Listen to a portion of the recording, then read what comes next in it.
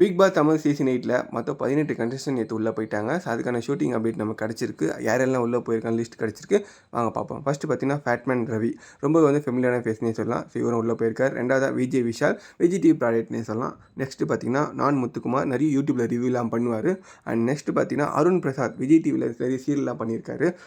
Next பார்த்தீங்கன்னா ஆர்னோ இவரும் Vijay TV serial ஆக்டர்னே சொல்லலாம். ஸோ இவரும் உள்ளே போயிருக்காரு. அண்ட் ஆர்ஜே ஆனந்தி நிறைய படம் பண்ணியிருக்காங்க. யூடியூப்பில் நிறைய புக்ஸ்லாம் ரிவ்யூ பண்ணுவாங்க.